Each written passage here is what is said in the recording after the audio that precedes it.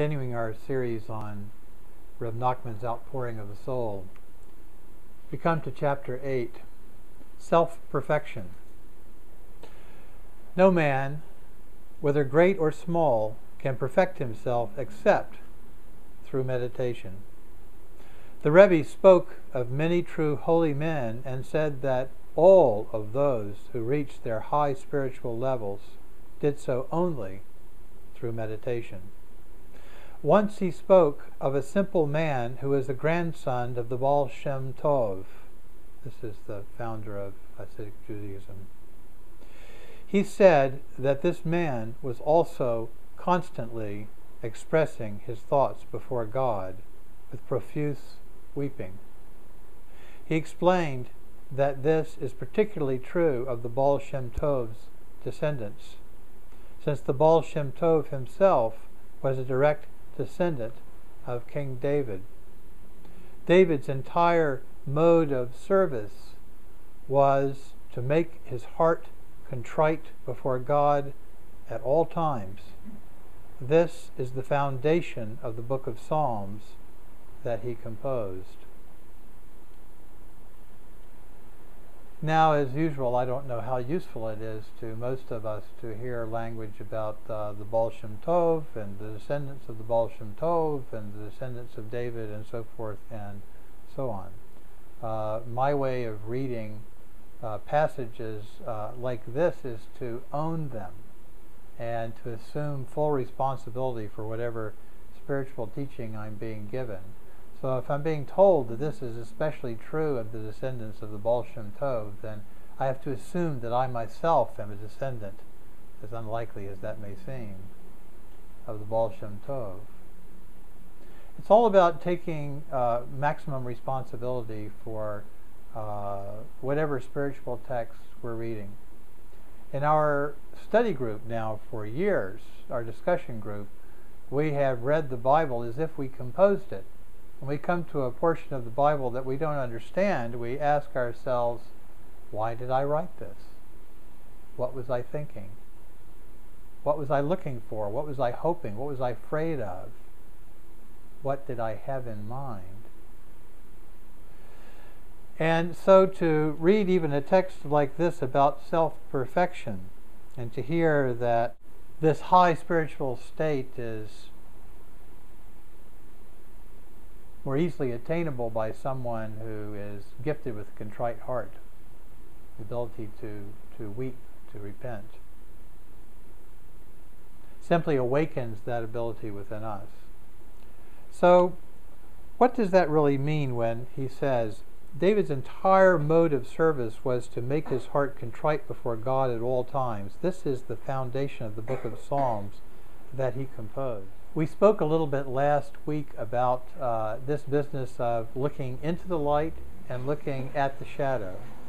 Looking into the light and looking at the shadow. I found a little story in my journals yesterday. I was going through looking for anecdotes about Mark Rogosin because I'm writing an article about him called 13 Ways of Looking at a Madman.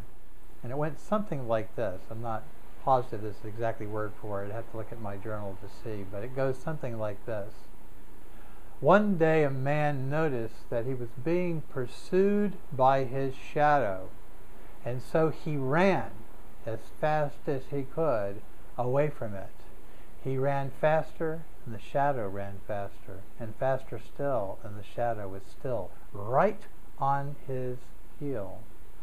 Finally, he realized that soon he would be able to run no more, and with his sole remaining strength, he turned about and faced his shadow and began to chase it down, and it fled before him. So you look at a story like this, really more like a parable, like something maybe Kafka would write or something like that. I don't have Kafka's gift with words, but I'm very imaginative when it comes to this sort of thing. So it's business about our shadow. We run from our shadow, or we run towards our shadow. And of course we have this illusion that we're separate from it. Think about a ball, like a beach ball. The beach ball is lying on the ground, and its shadow is right there beside it. If you pick the beach ball up, however, and you toss it through the air, you toss it aloft, suddenly it's separated from its shadow. Its shadow does what it does. It follows it along the ground, but the beach ball soars through the air, and we follow it with our eyes. And the shadow goes along the ground. The two seem separate from one another until the moment that gravity is sort of expended and they two come back together. This is how we spend most of our life as human beings, as this flying beach ball that flies away from its shadow. The shadow remains on the ground and it soars to the heights. We will sometimes run across a bad patch, a rough spell when we develop this contrite heart that Rebbe Nachman spoke about. Certain moments when, our balloon comes down to earth, our ball falls to the ground, and we're reunited with our shadow, and it's right there with us. We can't look away from it, can't pretend it's not ours, can't pretend we're not at least connected to it. And then there are other moments when it gets a good kick and it just sails for quite some time. In those moments we can pretend that shadow racing along on the ground, doing exactly what we do, united with us, even though it seems separate, is nevertheless ours. The art of meditation in the tradition that we're learning here and that we're practicing consists really solely of knowing that our shadow is always with us, and therefore simultaneously with the same knowledge that our light also is always with us, that the shadow is always embraced by light and light always embraced by shadow. What we tend to seek in the modern world is ever higher levels of discrimination and illumination and discernment. We like to know what's what. This is this and that is that. I am good, you are bad, I am good. Black and white, rich or poor, wise or foolish, progressive, liberal, conservative, whatever. It goes on and on and on. We seek higher and higher levels of illumination, discernment, and discrimination. If you think about it, it all goes back to writing, and writing all goes back to light.